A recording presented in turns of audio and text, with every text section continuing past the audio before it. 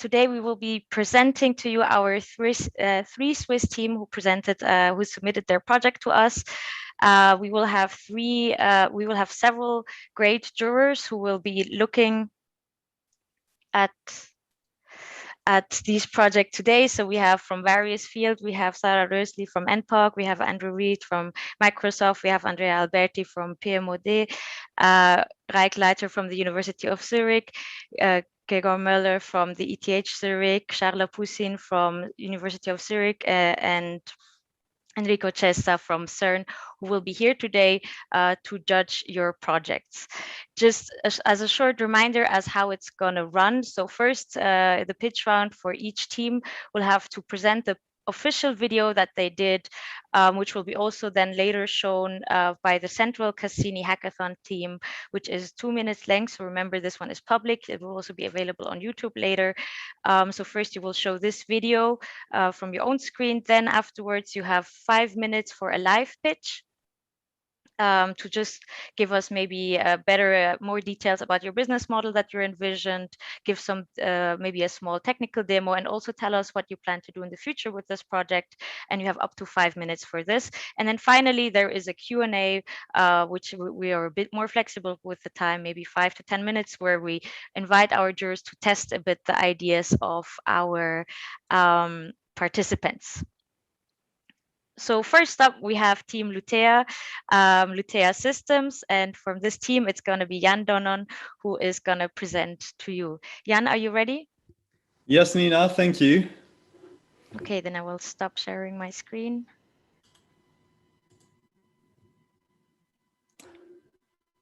And here is my screen sharing coming. And here we are. We are Lutea Systems. Our awesome team, 3 computer scientists, an ecologist and a businessman, created on the occasion of the Cassini Hackathon.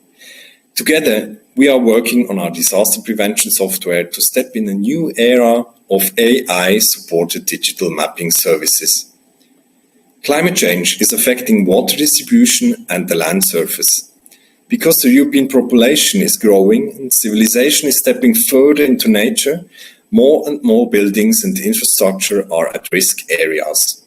Disasters like mud flows or movements of the terrain can cause massive damage and death, which emerges the need of security. Our potential clients, as an example, insurance companies in Switzerland, have to cover 300 million Swiss francs damage from disasters per year. They have an interest in a long-term prediction for risk management to save cost. Until now, their risk assessment was based on past data. They seek for an innovative, fully automated and affordable service. We are using European space data to create an early warning and risk prediction system. Using both AI technology and 3D physics engines, our fully automated product is able to locate and detect risk areas by combining images from the Copernicus satellite and weather data from Swiss Meteo. This is then combined with fluid dynamic simulations to assess the potential damages that water flows might cause. In digitizing green spaces, we create value. To avoid the potential destruction, prevent casualties and protect investments, we combine data and AI to visualize changing of landscapes. This enables risk assessment and prediction to enhance safety for people and infrastructure.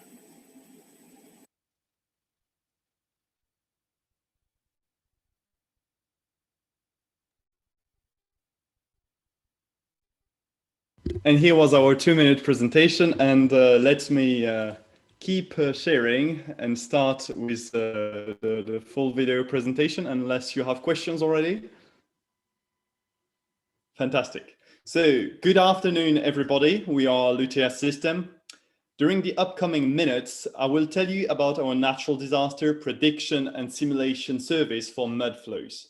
But before all, I want to take a few seconds to thank my team, working from all the corners of Switzerland, but also with very diverse origins, giving a great dynamic to the hackathon weekend.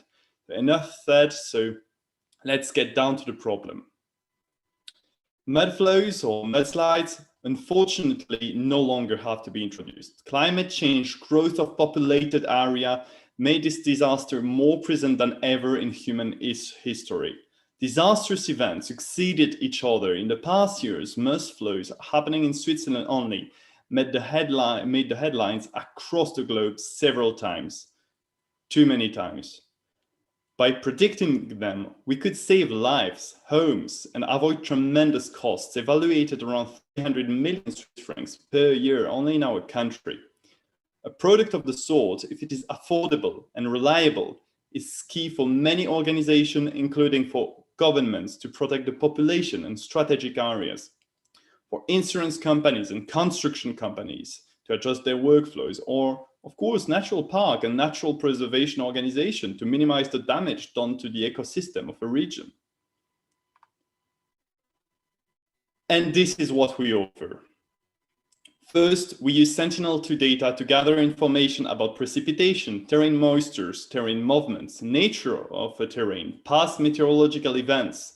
We combine them, use a combination of machine learning algorithm and techniques to find and highlight risk area and predict in which condition these areas can break down and be the source of an actual disaster. We also will implement neural network approaches to correlate the data in a higher efficiency. And with both satellite data and precise environmental data, we can not only detect risk areas, but also raise alerts in specific situations, allowing, for example, evacuation. Then we use this risk area and the data from Swiss Topo, transform them to create a 3D physical simulation that allows us to estimate the trajectory of a mudflow in a given area.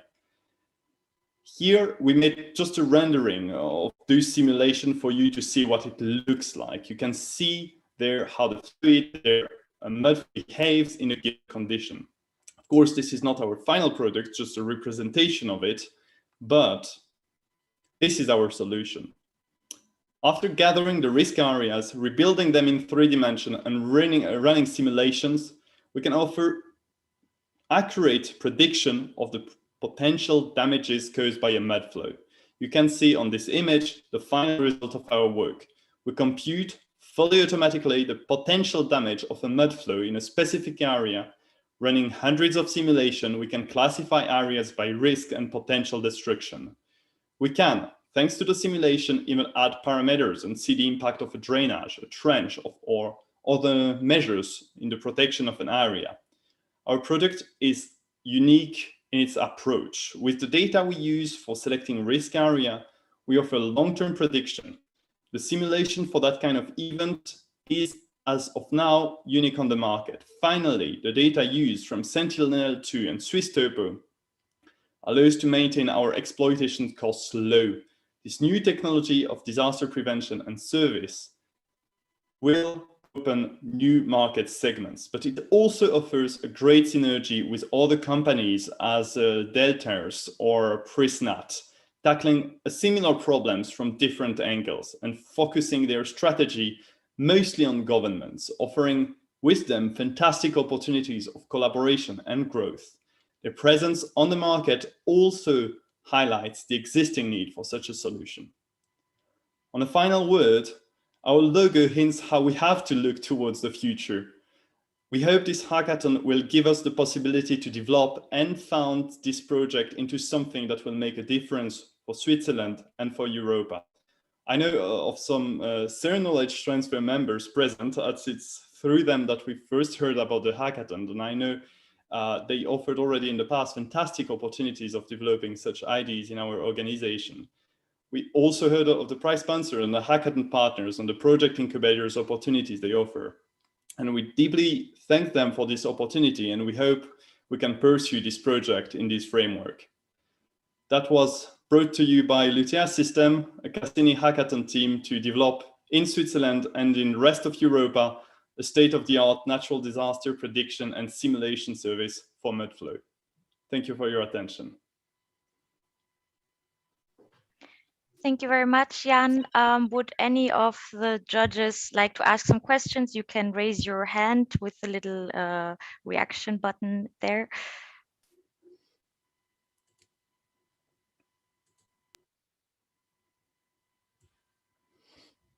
Yes, Claudia.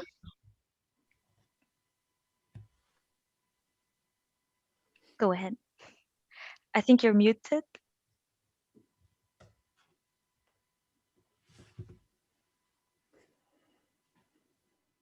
Can you hear me now?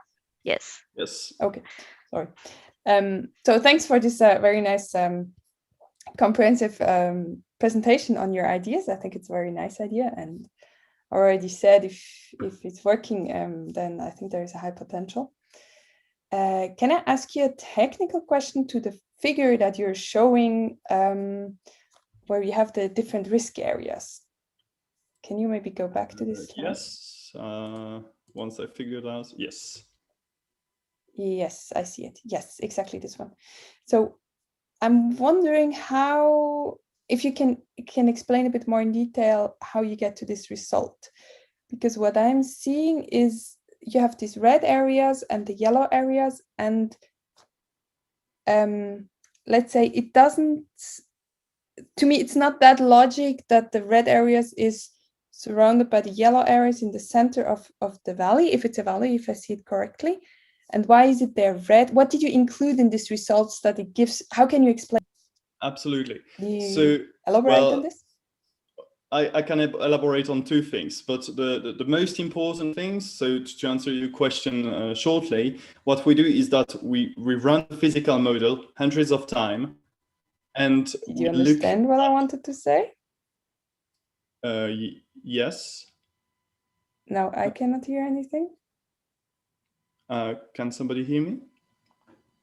Yes, I can hear you. Claudia, can you hear him, or is there a problem with the sound? Okay. No, okay. It's my system that's not working. Sorry for that. Not a problem. Are we good? Yeah. So what we do is that we run our physical model numbers of time. In the framework of the hackathon, the number of time being limited by the calculation power of the computers.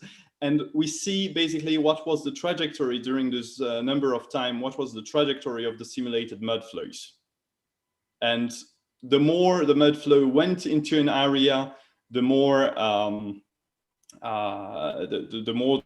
area is highlighted. Now you can see another features, for example, the roads are completely safe. This is something that has to evolve into the model. That is more of the technical point. You may consider that the center area that contains a lot of red is the most critical one. Does that answer your question? Yeah, thank you.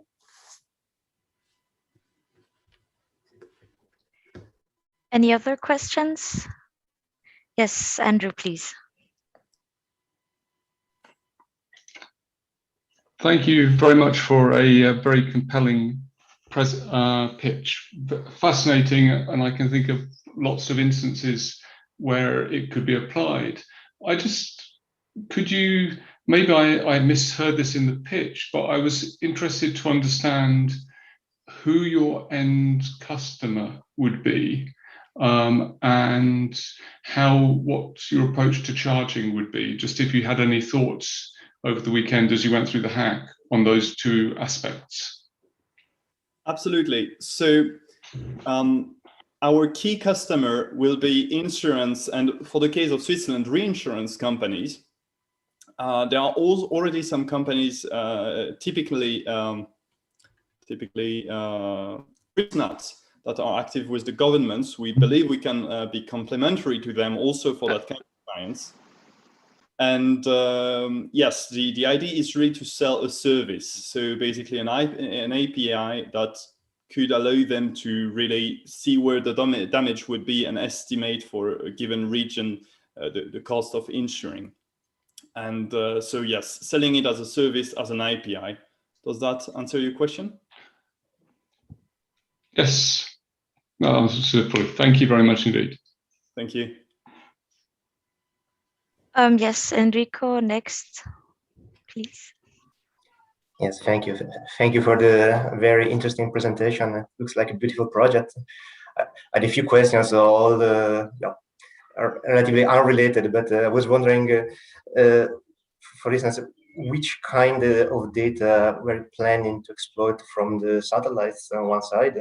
on the other side, do you think that your model could be extended also to cover other kind of phenomena other than mudslides, like, I don't know, general floods, for instance? And just curiosity, where does the name Lutea come from? It's not that clear. Thank you. Thanks. So to start by the end, Lutea comes from the flower, Lutea. And that's it.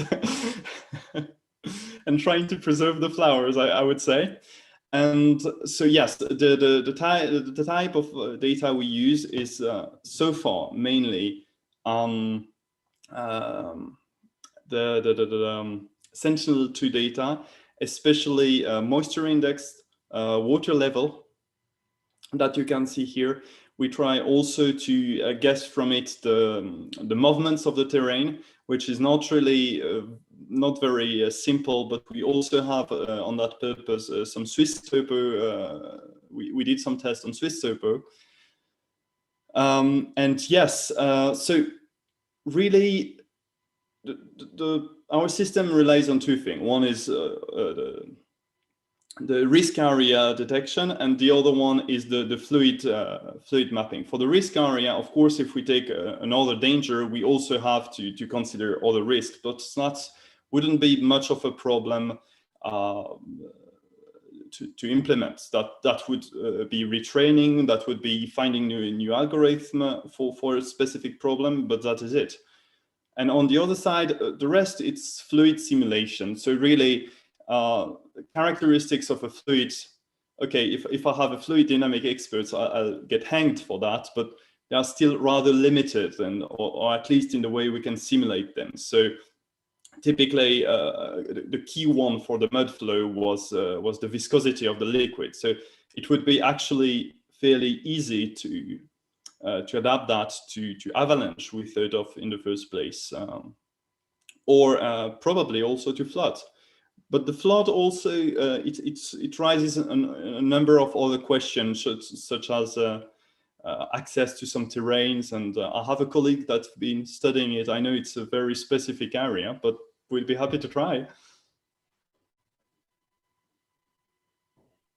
Okay, thank you very much for this answer. I hope this answered your question, Enrico.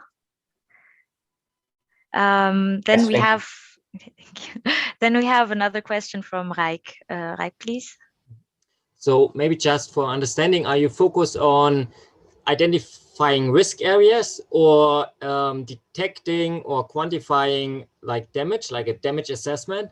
Or are you in the field active of forecast, like predicting potential changes based on, for example, precipitation? So in which field you see is the most potential of your business case? I see the most potential where it's the most unique, which is really the simulation. Now, I think all of it goes and comes together in one package that allows really to take in account more elements.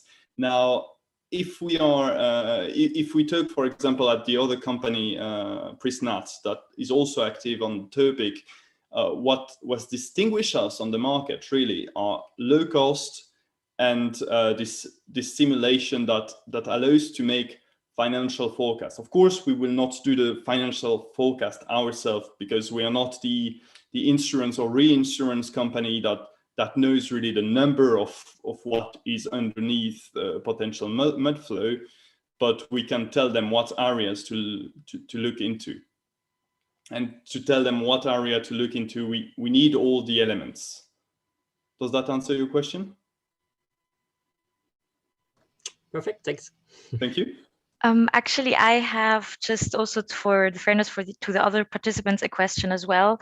I just wanted to ask you, which work did you specifically do this weekend? We saw you already had a nice simulation of the mud flow, and also other things maybe done. Could you maybe tell us what you specifically were able to do this weekend with the data and so on, and the business model? Well, basically, we started from scratch on Friday. So we had the ID before. We talked roughly about the ID before, but the start was Friday 8 o'clock. So, so that's it. Now, of course, there are improvements to be done at the time there is, but that's the state between Friday evening and now. Perfect, thank you. And then one final question from Andrea. Yeah, thanks. I have two questions. One is, I'm very interested in your product, but I would understand how you validated your product, or what is your plan to validate and make it not only a prediction tool, but a verified tool. And the second question is more oriented toward how you intend to win the customer. The customer already probably have some tools available, however they are based. Do you have an idea what would be their compelling need to adopt your solution? Thank you. Mm-hmm. So starting maybe with the compelling need, the project in terms of simulation and in terms of offering a precise package is, as far as we know, unique. So other companies that are active in this system, they are going to say, okay, there are some risk areas, but they will not say to which extent or how and or with what damage or from what threshold can we expect to have a catastrophe. And we do that. So having the risk areas typically is a very good thing for governments. For insurance, they will need more precision. And the second thing is we are low cost. With the data we use, we can pitch the companies by showing and by offering a product at a much lower cost than the concurrents. Now, for assessing, pardon, does that answer your second question? Yeah, thank you. And since I like to do things from the end, now answering your first question. Yes, assessing it is a great question, and it's problematic. So we tried to assess it as much as we could by comparing with the images we could get of an actual mud flow. But well, first, there is a very famous mud flow that happened recently in Chamoisson, in Valais. Very luckily, it was contained, and it was very efficiently contained, although there was some very dramatic death happening during this disaster. But this doesn't give us a lot of data on how an uncontained mud flow behaves. So we tried comparing with picture and with the data we didn't really have, to at least evaluate the precision of our tool. Now, obviously, it needs further evaluation a lot, and we are ready for that. And there is for some fine-tuning to do. We will need some more data and see really a mud flow and a position before and after, and have the meteorological condition. Basically, we have to see if in a given environment, our model reproduced something that happened already with this data. Does that answer your question? Yeah, thank you. Thank you. Okay, thank you so much, Jan, for this nice presentation, and also for handling the hot seat. So we will now be moving on with the next project, which is going to be by Team Nature Discover, I think it is called now. Are you ready, Peter? Sure, yeah. Like we discussed, do you still want to show the video, or should we just jump into it? I can go either way. Would you like us to show the video, or would you prefer us not to? I think honestly it's fine. You guys can watch it afterwards, because our presentation's a little long as well. Okay, then I let you share. Then I will stop sharing my screen. You can share yours, and you can jump straight into the presentation instead. Yeah, I also have Jonathan here with me, and we will present together. Okay, let me know when you see my screen.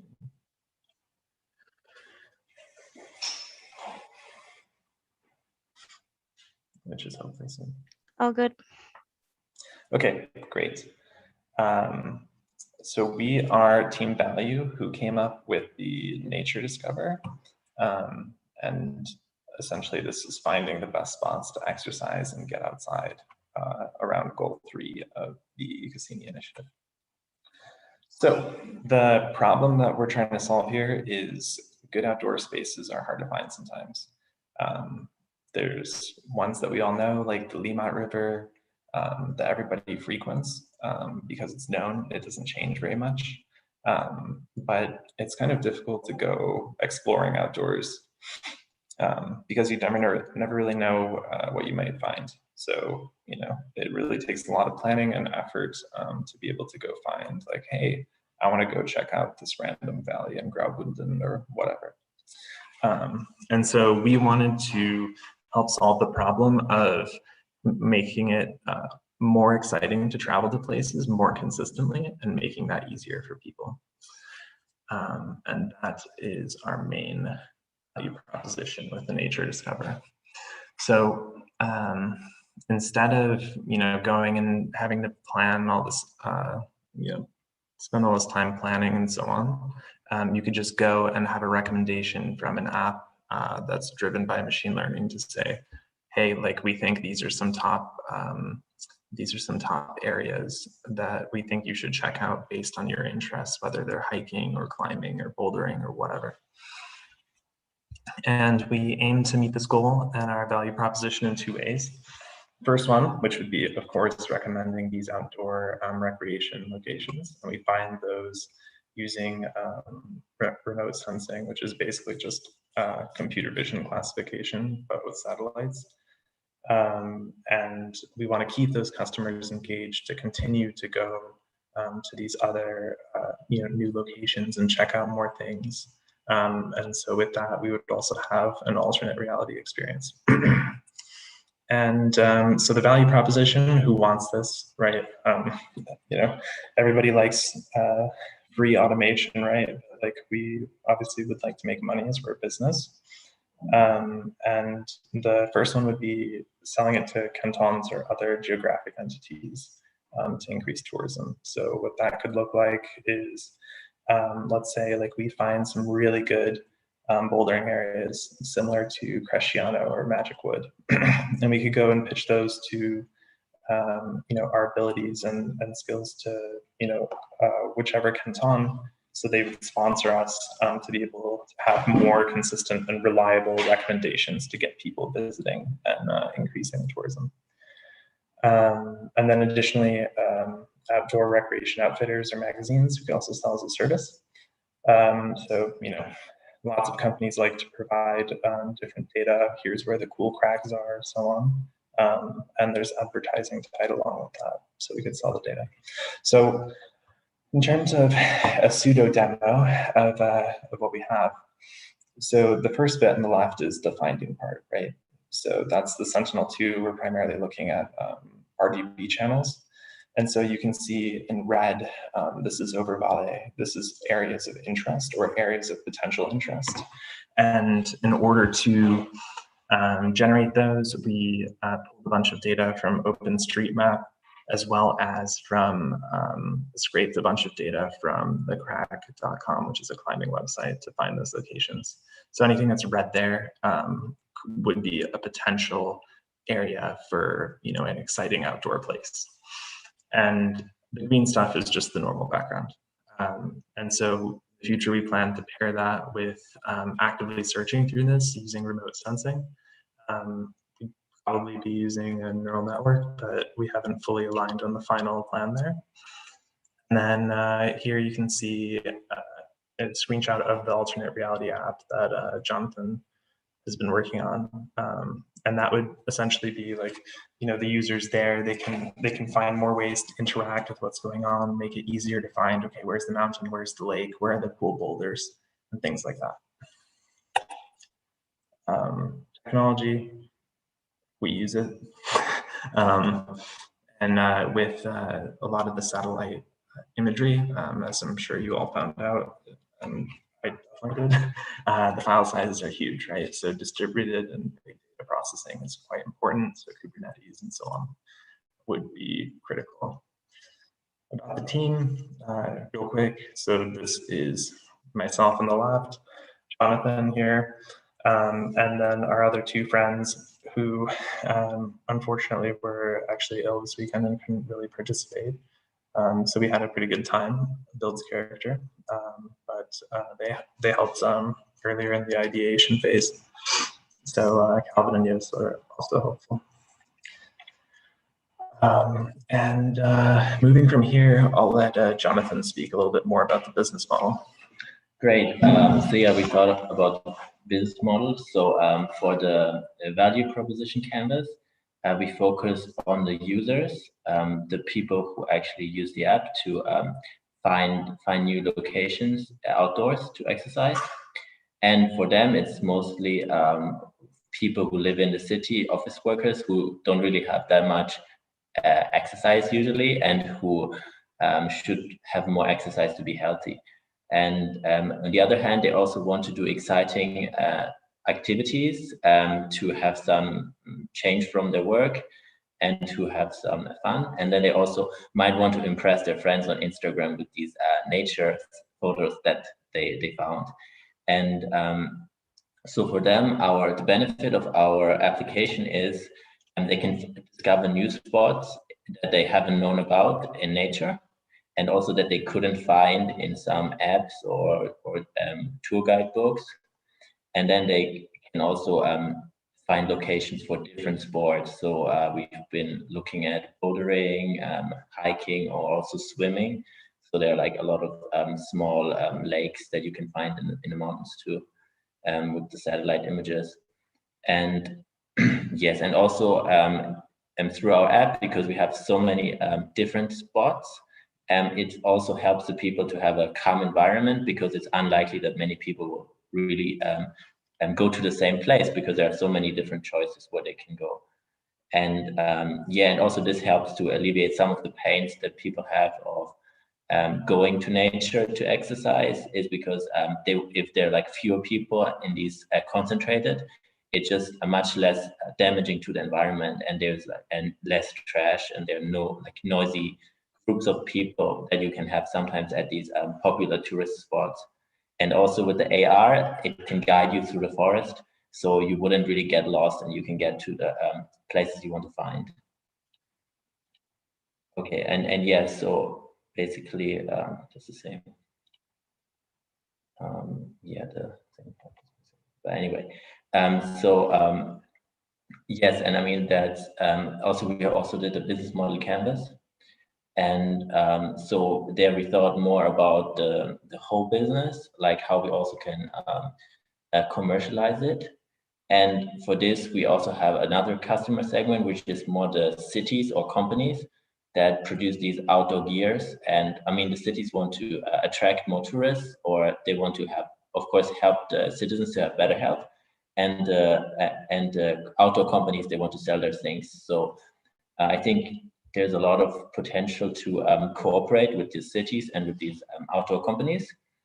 And this is basically how we can, the second part of our activities, apart from providing this app, is to have the relationship with the cities and with some of these companies to work together on some cross promotions and to have sponsorships, and to potentially add some ads to our app for some outdoor gear that people might want to buy. And in order to do this, right, we need our app, and we need to develop the AI, and we need to run the AI on the whole map, which now we couldn't do because obviously we don't have that much computing resources and that much time. But naturally, we have to run the AI on the whole map to find all the different spots. And for this, obviously, we need the infrastructure, and it also costs some money. And then, but in return, we can make the money with the sponsorships and ads and so on. So I think we can be a sustainable business, and maybe, and so we hope to continue this and see how we can find many more people to use it. Thank you. We're open for questions. Yes, thank you very much. I see Claudia, she just sent me a question. Would you like to ask it personally or should I read it, I guess, in this case? Okay, so Claudia is asking, what would be the main new innovation of your service? I think the cantons and tourism institutions might already know where and know the nice spots in the small scale of Switzerland, or maybe there is an upscaling potential regarding less populated regions. Gotcha. I can actually answer that with a personal anecdote that I forgot to mention at the beginning of the presentation. But this idea originally came from I boulder pretty frequently, at least before I broke my ankle. You know, I like to boulder outdoors, especially when it's so hot outside, right? And so you'd think that, okay, well, you know, we live in the most populated mountain range in the world. There should be outdoor boulders and like rocks and stuff, you know, within an hour from Zurich. There are none. The closest one is in Gnonau. I probably pronounced that wrong, but that's, you know, 50 to 60 minutes away. And it's literally a rock in the middle of the field. And that's sort of where this idea came from, is that, you know, given where we live, I think there's probably more rocks and fields that people can go and enjoy. And kind of the background on that, you know, I don't think it's anything really bad. It's just that a lot of people have been focused on sport climbing and climbing the mountains here, right? Because there's a lot of them. But you know, one of the most famous bouldering areas in Switzerland, and actually in the world, was only discovered in the mid 2000s by some guy ice climbing in the valley. And he was like, wow, you know, like there's a bunch of rocks here. We maybe should boulder. And now, you know, thousands of people come there every year. So it's kind of like enhancing that kind of standpoint. I think even in Switzerland, the nature is pretty vast compared to what people can actually discover. Yeah. Okay, thank you for this answer. I think we have another question by Charlotte. Yes, thank you for the presentation. I just have a question. So which variable you want to use to identify an exciting outdoor place, and which one are from the remote sensing data? Because you said that you use RGB data from the Sentinel-2, but only this, and what kind of data do you want to use? Mm-hmm. I'll go first, and then you can chime in. So I think the first bit is, like we said, like talk, you know, finding where these areas are. And in the base case on that, it's going to be looking at the RGB spectrum from like a remote sensing perspective. How well that stands up against just Sentinel-2 will be interesting to find out. And as we discussed, we might need to look into elevation, some other variables like that to supplement it, or some sort of pseudo transfer learning model in between the Swiss image, you know, 10 centimeter data to the 10 meter data that Sentinel has, and then generalizing that.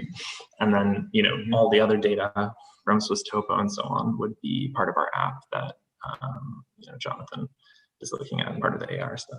I mean, we looked at the different satellites, and we found that the resolution of like 100 meters, I think, was too coarse grained, so we couldn't really get much out of it.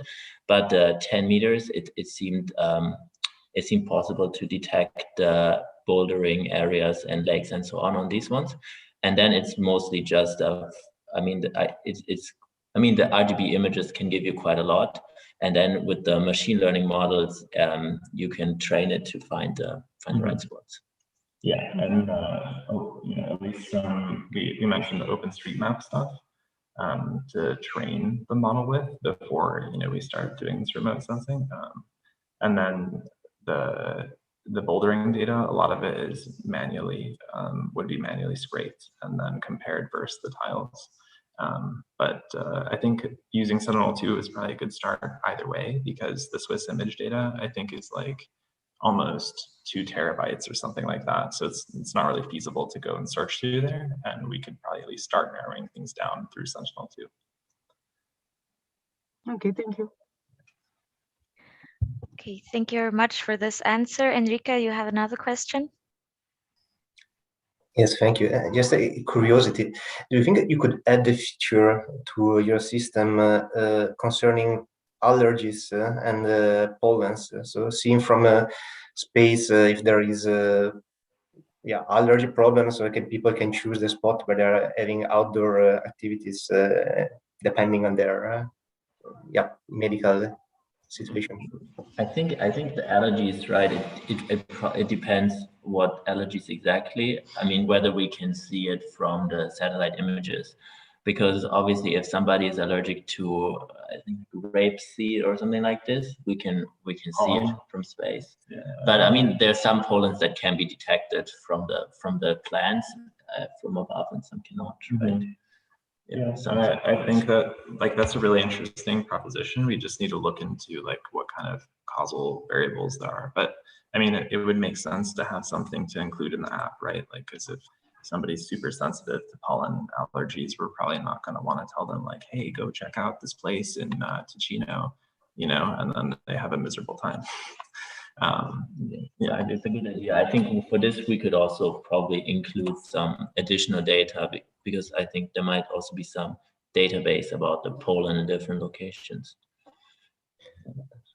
Thanks. I think there is a Copernicus atmosphere monitoring service that provides 4-day forecast about pollens. This could be maybe integrated with your system. Mm-hmm. Yeah, just a suggestion. We'll do it. Thanks. So I'll look into that. Yeah. Okay, are there any more questions? Maybe also just to, I think you already mentioned it before, but right, Peter, also the work you did for this project, it was mostly also this weekend, or is there any work you did before on this, or how does it look like? No,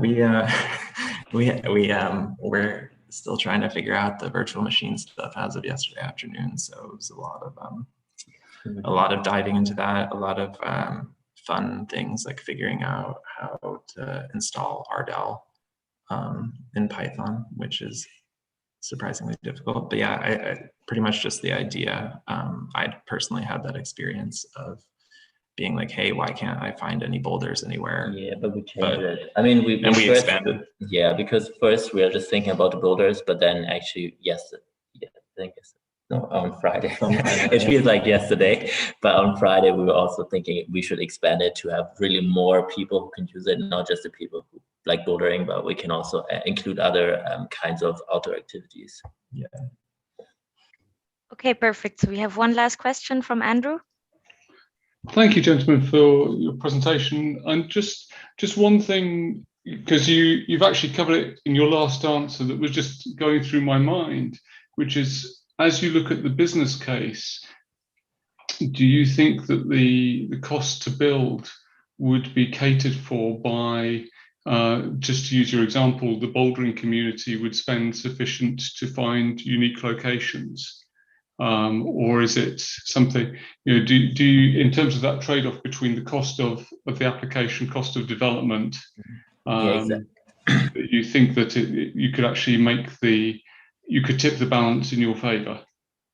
Yeah, I mean, we think so. I mean, especially that's why we didn't just want to focus on bouldering, because the bouldering community is relatively small compared to the people who want to go hiking, or you want to go swimming or do yoga or these kind of other things in nature. Mm-hmm. And so that's why we really expanded to include most people basically who could do it. And I think in Switzerland especially, there are a lot of people who actually go out to nature and who go hiking and camping and so on.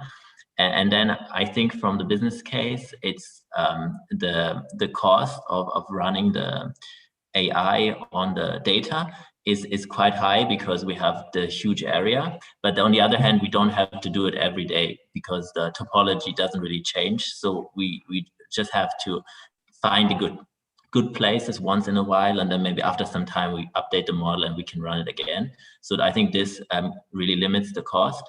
And then on the other hand, from business case, I think we can also use this application maybe in other countries like Germany or like France and so on. And this can really spread the cost, of course, over more users. Yeah. And then also on the, just to clarify it as well, we don't anticipate having like a paywall model. Like, so this app would be free. Like there would potentially be like, you know, some paid upgrades like freemium, whatever. But the majority of the revenue we anticipate would be from the auxiliary piece of people using the app, right? Because we want people to use the app. But, you know, tie-ins to tourism, working with, you know, the different tourism industries in the cantons, or, you know, recommending different products to people based on their activities, and getting advertising revenue from that, that would really be where the money is. Okay. Yep. We think right now. It's a good point. It's one pass. You actually, boulders don't tend to move that often. Yeah. Yeah. Unless there's like a landslide, I guess. Yeah. Yeah, it ties into the other one. Yeah. Thank you very much. Thank you. Thank you. Okay, thank you so much, Jonathan and Peter. I think then it's time to move on to our final team. And so the next team up is Team Live Your Greens. I think presenting for us today is going to be Simon. Simon, are you ready? Yes, I'm ready. Okay, then I will stop sharing. Mm-hmm. Will you play We can the show the video? video first? Mm-hmm. Yes, okay. Thank you very much. Optimize. All right.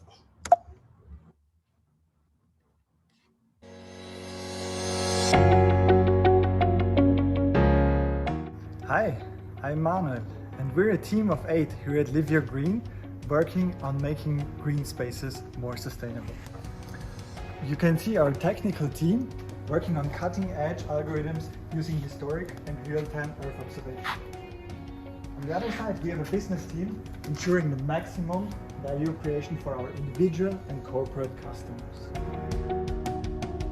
Moving to a new city comes always with big uncertainty.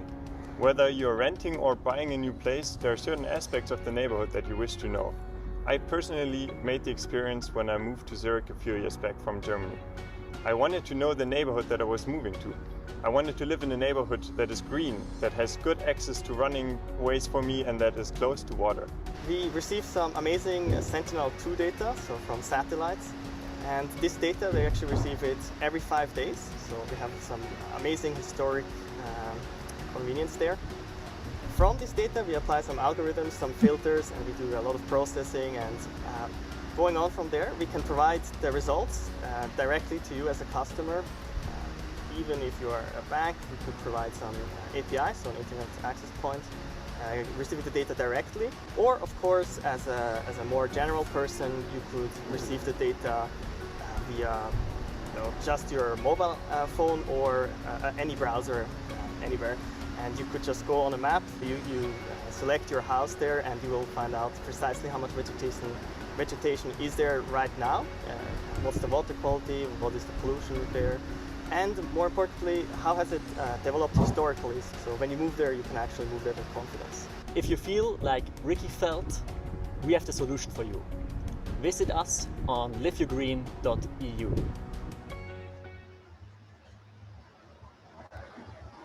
All right. So I will continue with the presentation, if that's good. All right.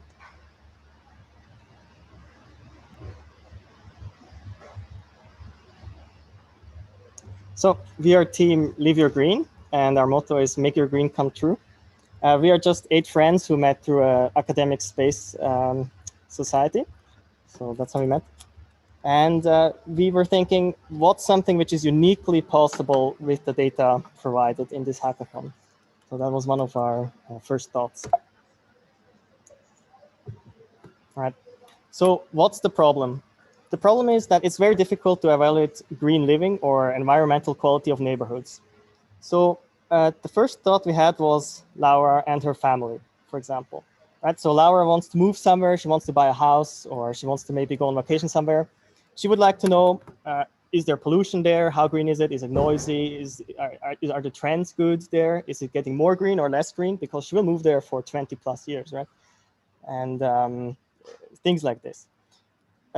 So the initial thought was maybe we provide an app for the, individuals like this who put value on green living. And this app would be accessible in the browser or on the phone. And this would give us some visibility, but then eventually we decided we also need to be able to finance this. So how could we scale this monetarily? And we decided to look at a different market. We got some great inputs from coaches here, so thank you. So we look at Ursula, the real estate investor. And so there would be anyone really looking at the housing markets, so real estate, insurances, these kind of businesses. So we would be looking directly to selling for businesses, and we would be looking to help these businesses help their customers make better decisions, right? So Ursula could give her customers information on which houses are actually green, which houses would stay green, will the park be bulldozed in the next year? These kind of things we would like to provide.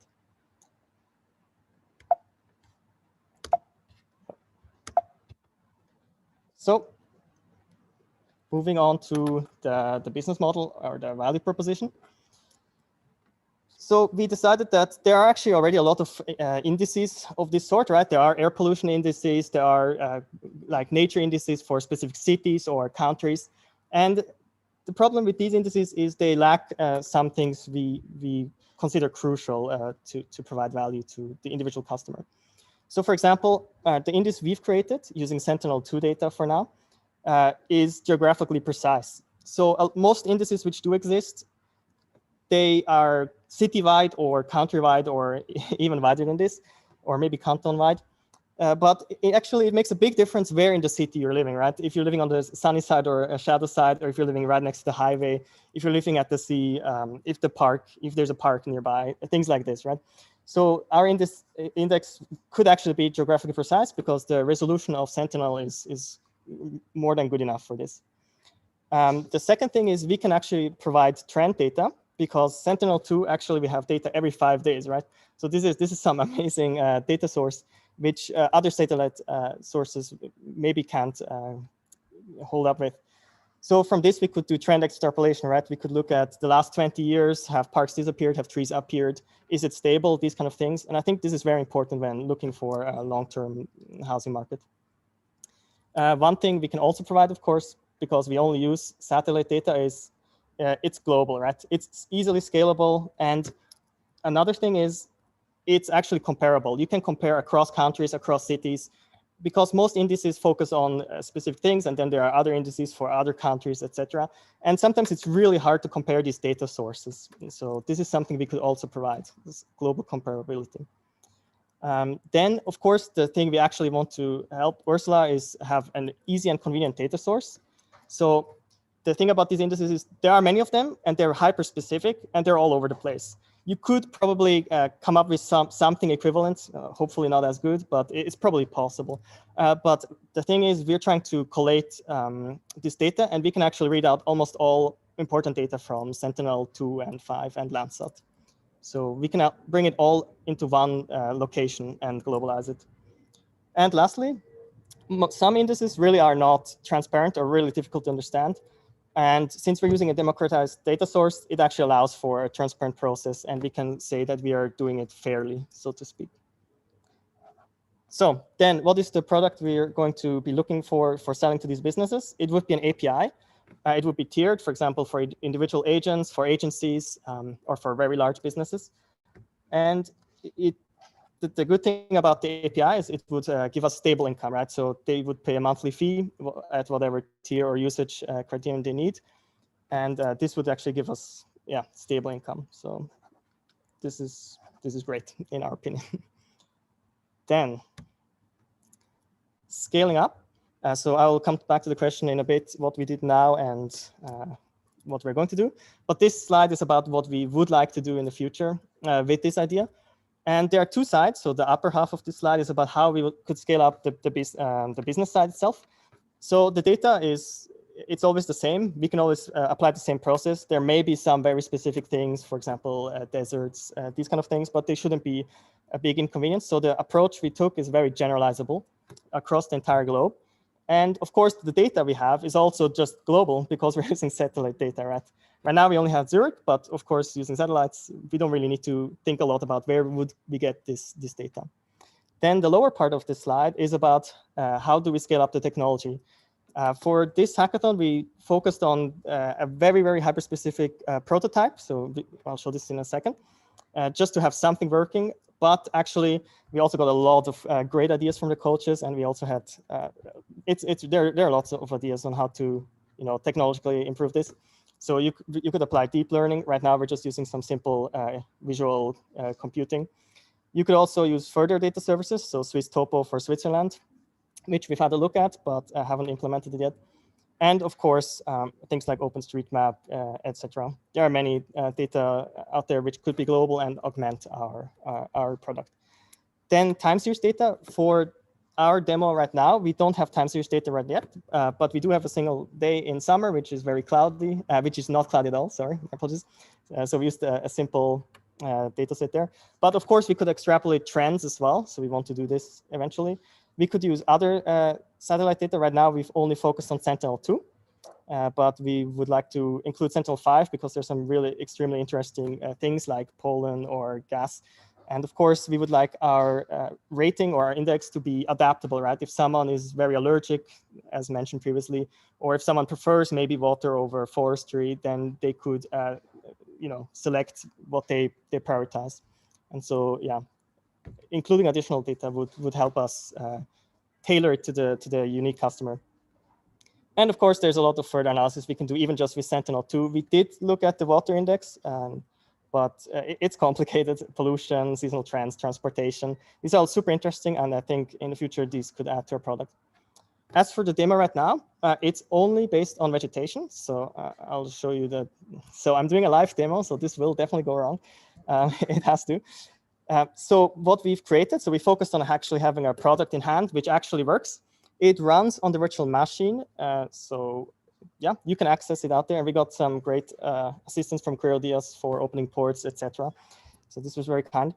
And what we've done is we've taken the satellite data of Sentinel-2 from Zurich, and we applied the nature, the vegetation index, the non-normalized difference vegetation index. And so for the specific bands. And then eventually we also thought, okay, maybe housing should be near roads. So we went from there and we took everywhere where there was a road and we integrated around it in a circle how much vegetation is there. So this is just a simple proof of concept that this actually can work. So what we ended up with is this heat map down there in the lower left, showing Zurich. You can see the lake at the bottom and then the river and the further lake. And so this would be based on roads, so where potentially it may be possible to live. Of course, we could combine other data sources with this eventually.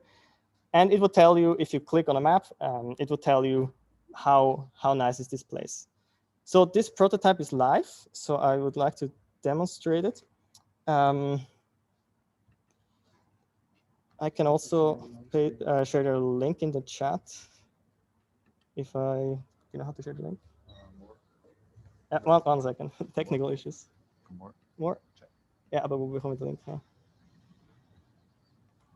Will ich jetzt da oben rein?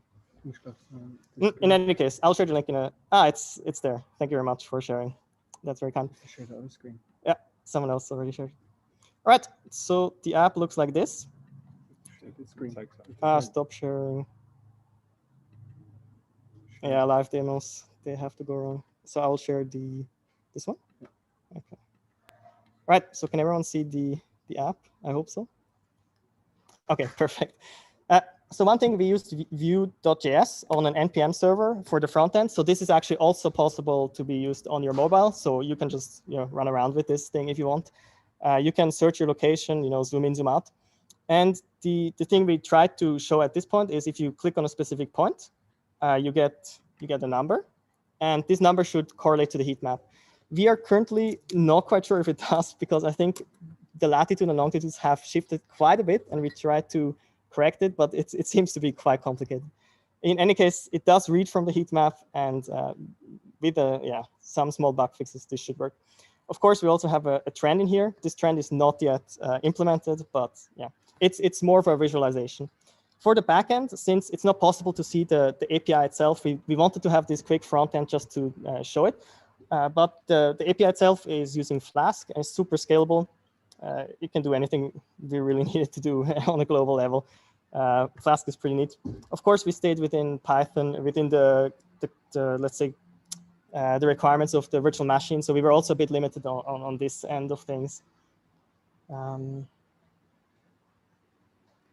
Yes, so I think that's all from my side. And to answer the question from earlier, we started on Saturday morning and we had some issues getting the VR access. So all of this and the prototype is from Saturday morning. Yeah, we started brainstorming on Friday evening. So are there questions? Thank you, Simon. I think the thing with the VM was kind of a general theme throughout the hackathon. But yes, are there any questions for Simon?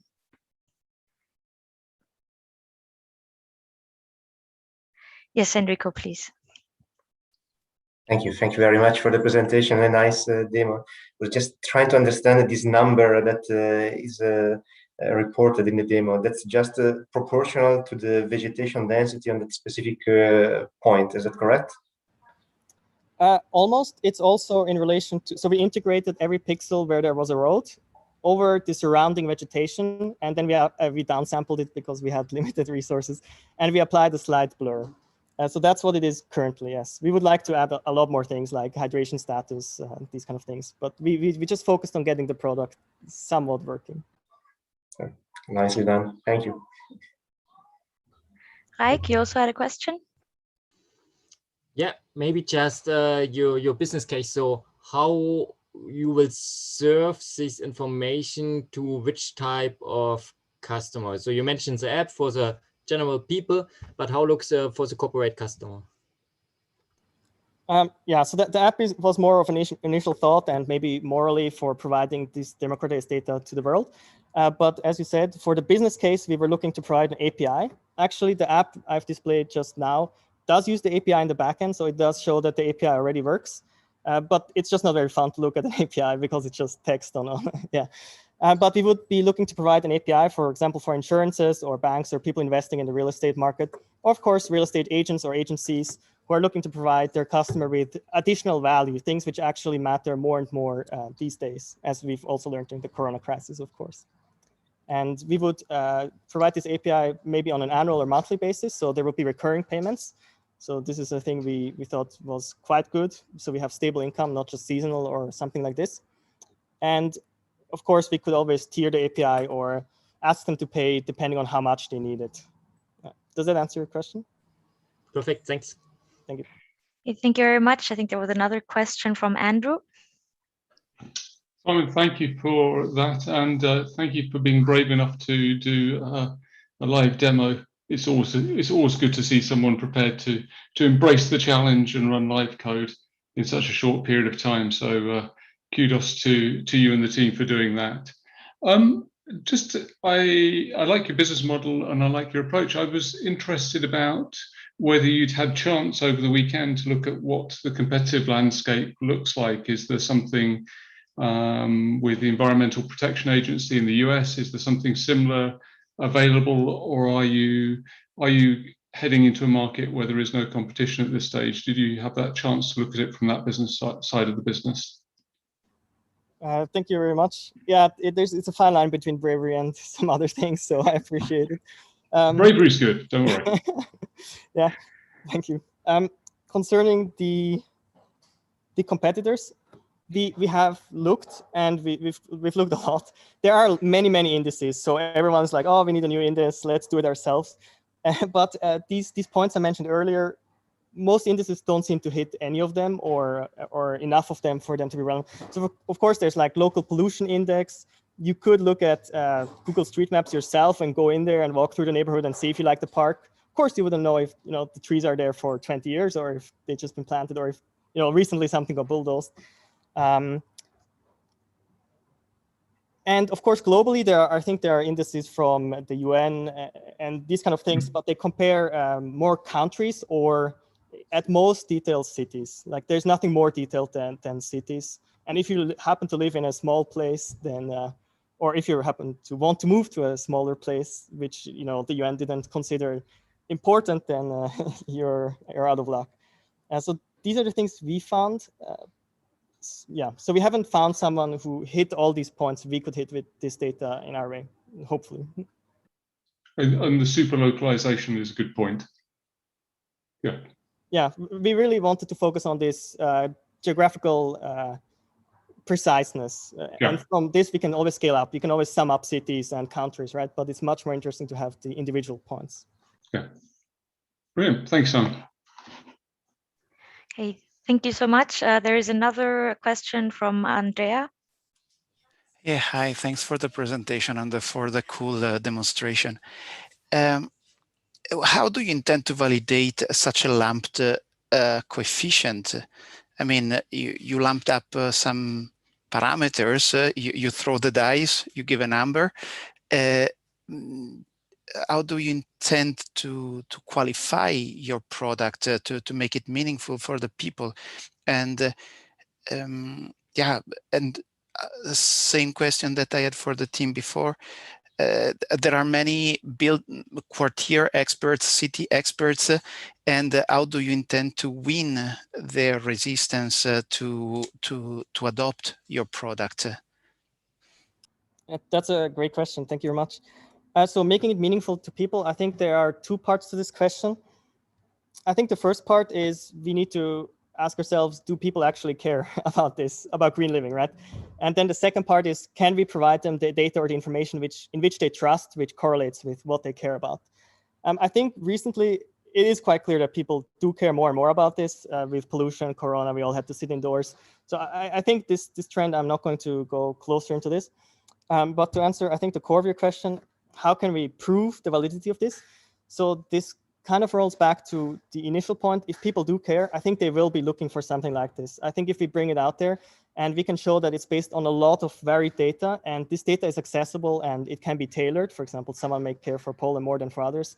Our hope was that this would give us the, let's say, social proof to show that people do care and that we can provide for what they do care about. Since this is a new, let's say, approach from what we can tell, of course, we first have to generate this social proof, right? We can't find someone else because no one else has done it yet. I mean, that's part of the problem we have. And from there, of course, I think once we have the social proof or that people do care and we can provide it, and I do think we can provide it with satellite data because it's all there, and even the gaseous things, it's very interesting. Once we have shown this, I think it will be quite easy for, to approach businesses and say, oh, look, people do care. It may also be possible to approach a single business and ask them to, just include a rating in your, for example, a housing portal, right? Could include the rating for the specific houses, and you could sort by this. And for example, if one housing portal does it, suddenly all the other housing portals have to do it because, if you have this this data which people hopefully care about, then it might spread like this. So I hope that answers your question. Unfortunately, yeah, I can't give you previous evidence or anything to correlate with. We can, of course, always sum it up to these larger indexes and see if it correlates with this. But since the larger indexes are based broadly, it might be that we uncover things which are not present in these. Thanks for your answer.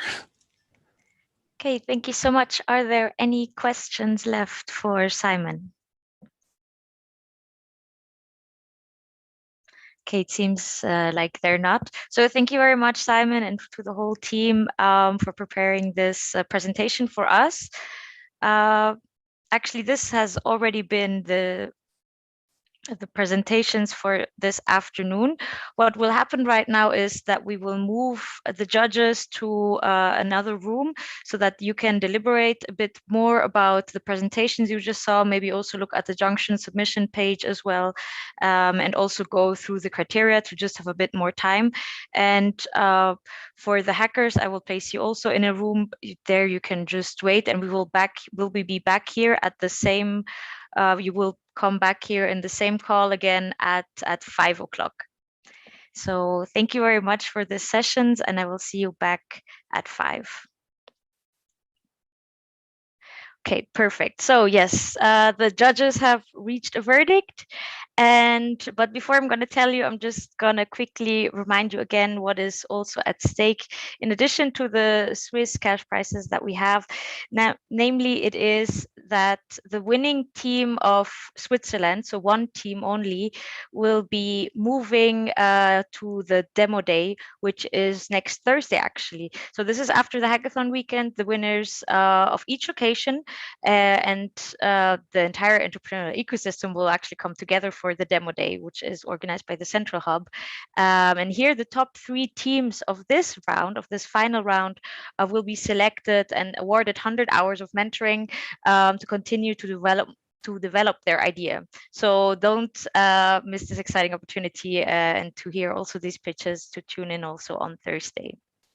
And with less further ado, we come here to our local prices.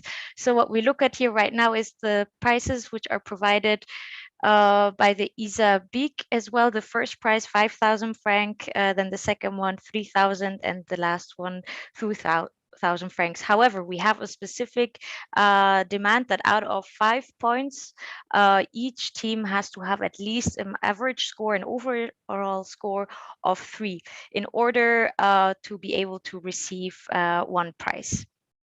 And let's see who is actually our third spot. So here we can see with a score of 3.04, we have Discover Nature, who is in the 3rd spot. Congratulations for the prize. Thank you for your hard work. So much. You're welcome. And yes, we will be asking you some more questions afterwards. Then in the 2nd spot, we have Lutea, which is also congratulations. You have a score of 3.86 from our jury. As said, we will also be sending you more feedback afterwards on your score. Congratulations so much for this great work over this short period as well. And then last but not least, of course, our winner, Live Your Green, with a score of 4.31.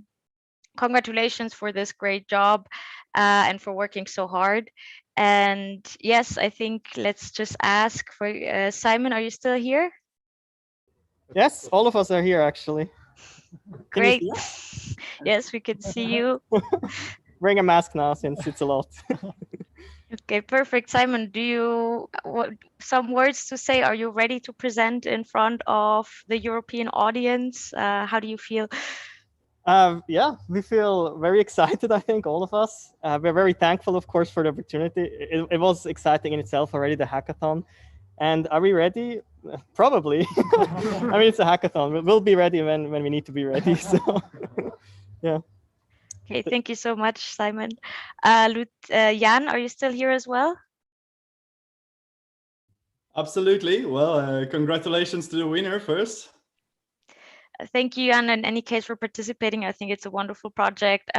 So will you pursue this further, push it on? What are your plans? Well, I hope so. Now we'll see also what are the possibilities. Okay, great. Thank you so much. And Peter, are you still there as well? Yeah, no, we're definitely interested in pursuing this further, and especially with the taking a look at what we can do with the other Swiss image data and stuff, now that I know how to read TIFF files. Okay, thank you so much again for all the teams, and thank you as well, of course, also to the jury who took their time to give all of this feedback. And this has been it from our side today. There's going to be another show at 5:45 by the Central Hub, where they will also again present the local winner of this team. Again, thank you to everyone, and we hope you learned something this weekend. We hope you got a bit more interested into working with EU space data and to move on with these projects. I think they're all very great projects, so thank you for joining us. And yes, we see you on the demo day. Thank you very much and have a nice evening. Goodbye.